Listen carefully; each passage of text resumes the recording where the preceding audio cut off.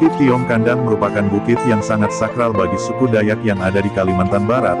Mengenai asal-usulnya masih sangat simpang siur, beberapa artikel mengaitkan dengan burung tiung atau kiong, tetapi ada juga yang mengatakan ini merupakan burung KANAGNK.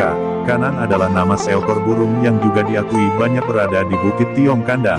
Burung ini berukuran agak kecil berwarna hitam keputih-putihan. Salah satunya sebuah batu keramat yang dikenal dengan nama batu ikan. Batu ikan yang berada dalam Bukit Tiong Kandang menyerupai ikan paus dan letaknya berdekatan dengan Baru Labi-Labi di Temawang Empuyuk di wilayah adat Bangkan. Memang menurut cerita ada banyak tempat keramat yang ada di Bukit Tiong Kandang ini selain batu ikan, diantaranya ialah batu penjepit yang digunakan untuk meramal panjang pendeknya umur seseorang. Dan ada banyak cerita dari berbagai tempat keramat di dalam Bukit Tiong Kandang berasal dari seseorang atau sepasang manusia dari berbagai etnis, diantaranya Batu Cek Kunir dari Palembang, Pedagi dari Pangeran Tanjung dan Ratu Rante yang berasal dari Kerajaan Tayan, Melayu, Dayak dan Batu Pengasih yang berada di paling puncak, konon berasal dari sepasang kekasih dari Raja Tanah Jawa. Salah satu legenda yang cukup dikenal mengenai Bukit Tiong Kandang ini ada kemiripan dengan kisah Malin Kundang. Berikut kisahnya, dahulu kala ada seorang ibu yang mempunyai anak bernama Ajong Linggi.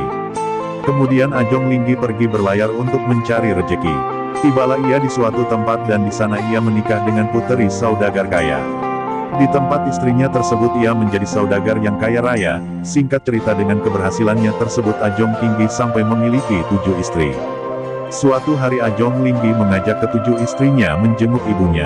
Setelah sampai dan melihat ibunya ia enggan mengakui ibunya. Istri pertama yang mengenal ibunya mendesak Ajong Linggi agar mengakui ibunya. Tapi keenam istri yang lain menghasut Ajong Linggi. Akhirnya Ajong Linggi termakan hasutan keenam istrinya dan tidak mau mengakui ibunya. Akhirnya ibunya bersumpah, jika Ajong Linggi bukan anaknya maka ia akan selamat sampai di tujuan pulang. Jika memang anaknya maka kapal akan pecah di tengah lautan. Perlahan kapal Ajong Linggi menjauh dari sisi pantai meninggalkan ibunya.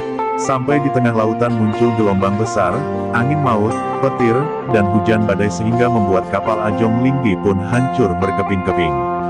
Di dalam kapal Ajong Linggi terdapat berbagai macam harta benda, diantaranya ada kerumun manuk kandang burung, yang memuat berbagai jenis burung seperti kanang, tiung, del. Semua benda tersebut terlempar ke laut, termasuk kandang burung tadi. Kandang burung tersebut terlempar tepat di sebuah sumber mata air. Lama-kelamaan air laut mengering karena tertutup kandang burung milik Ajong Linggi. Akhirnya di tempat di mana kandang berada tumbuhlah MUNGGUK, Bukit Gunung. Oleh karena bukit tersebut berasal dari sebuah kandang maka dinamakan KIOGNKKANAGNK, Tiong Kandang. Karena bukit dipenuhi oleh burung tiong maka akhirnya namanya lebih populer dengan nama Bukit Tiong Kandang. Karena itulah para leluhur meminta kepada generasi selanjutnya untuk menjaga bukit ini, karena merupakan sumbat dunia.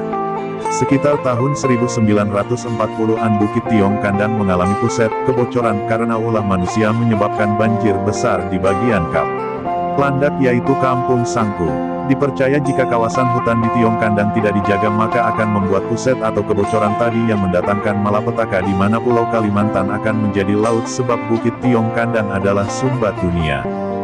Oke, sekian penjelasan yang dapat saya sampaikan. Saya ucapkan terima kasih dan sampai jumpa di video lain nih.